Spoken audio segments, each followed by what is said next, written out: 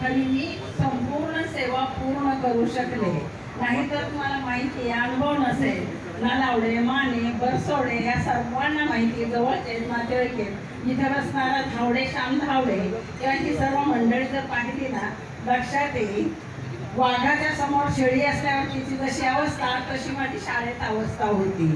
मला वर्गाच्या बाहेर काही बोलता येत नव्हतं, कुठे मनही व्यक्त करता येत नव्हतं, अशी माझी प्रापंचिक स्थिती होती. अतिशय स्वभावाने कडक, पण तुम्हाला मात्र ते मृदू होते हे मला माहिती आहे.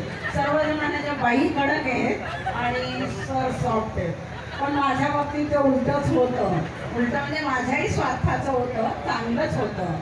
पण या गावाने मला खरंच इतकं समाधान दिलं, इतकं सुख दिलेलं आहे की जुना गाव आठवतो, जुनी माणसं आठवतात. तुम्ही सुद्धा आताचे चेहरे आम्ही नाही ओळखत, जुने चेहरे. मुली स्कर्ट ब्लाऊजमध्ये बसलेल्या, मुलं शर्ट पॅन्टमध्ये बसलेली, कोण कोणता बेंचवर बसलेले, हे सगळं आठवतं. एक उल्लेख करायला प्रथम मी गोंधळेबद्दल बोलते. जेव्हा ही सर्व मुलं घरी आली ना, तेव्हा त्याच्यानंतर त्याचा फोन आला मला. म्हटलं काय बाळा, बरं आहे, तुझा व्यवसाय वगैरे तसाच चालले नाही ना, चांगलं चाललंय ना, का अजून गोंधळात चालतो तू? नाही म्हणे. मला असं झालं. म्हटलं खरंच खूप वाईट वाटलं की पहा, माणसाचं कधी काय होईल, आयुष्यात काय घडेल सांगता येत नसतं. आणि म्हणून असे क्षण आपल्याजवळ गोळा करायचे. हा अविस्मरणीय क्षण आहे. बऱ्याच मुलांना आठवत असेल सुनील गावस्करचा माझा अविस्मरणीय क्षण म्हणून एक धडा होता मराठीमध्ये. तो त्यांनी काय आयुष्यभर जपला आणि म्हणून एवढं मोठं यश त्यांनी संपादन केलं. आपणही असे सगळे गोड क्षण म्हणतो, उता म्हणते. काही कटू असतात, कटू झटकून टाकायचे असतात. सुपामध्ये जेव्हा धान्याचे खडे असतातच, खडे फेकायचे आणि चांगलं घ्यायचं. तर तुम्ही असे हिरव्या माणिक मोती का म्हटलेलं आहे, ते इथं खूप मोठ्या पदावरची माणसं आहेत. कुंभारचा एक उल्लेख मला करावासा वाटतो. बॉर्डरवर असताना तिथून आलं, मला जरा धस्त झालं. खूप मोठी जबाबदारी माझ्यावर, मी तिथे काम करतो म्हटल्यानंतर त्यांनी घाबरायला पाहिजे, पण ते निधड्या छातीने तिथे काम करत होते बॉर्डरवर. त्यांचा फोन ऐकला, पण मी थोडीशी भयभीत झाले. प्रत्येक आईचं आणि बाईचं हृदयच असतं त्यावेळेस मुलाच्या प्रती असा भाव व्यक्त करणं.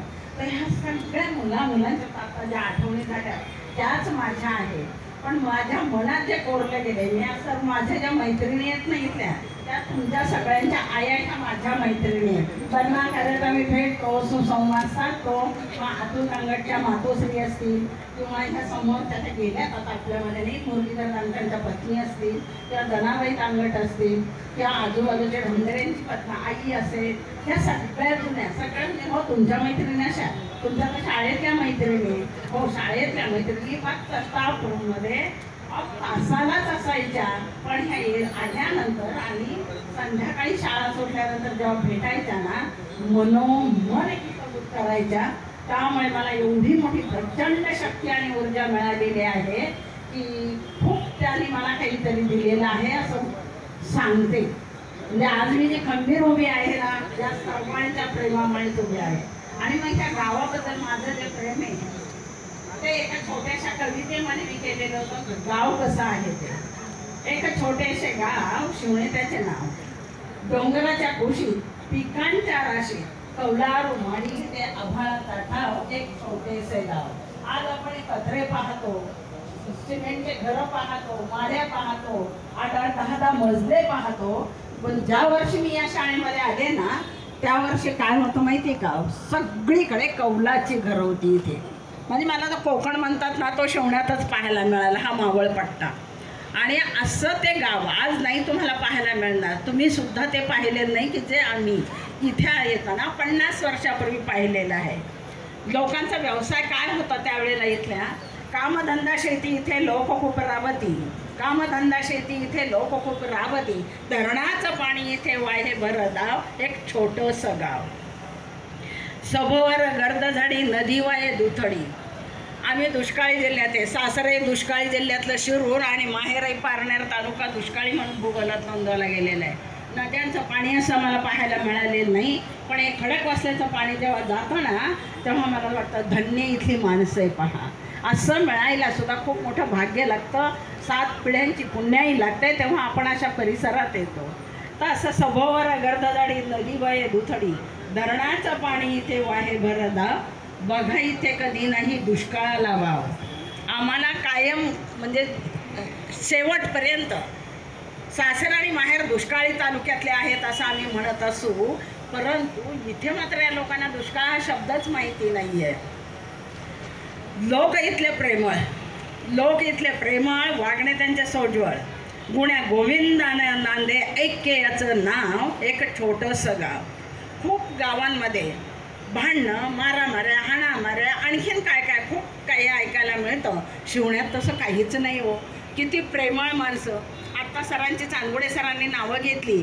या सर्व सुधार मंडळींनी बुजुर्ग मंडळींनी शाळेसाठी एवढे योगदान दिलं म्हणून तुमच्यासारखे ह्या पिढ्या तयार झालेल्या आहेत. आणि शेवटचं कडवं वडाखाली बरे शाळा ज्ञानपिपासू होती गोळा.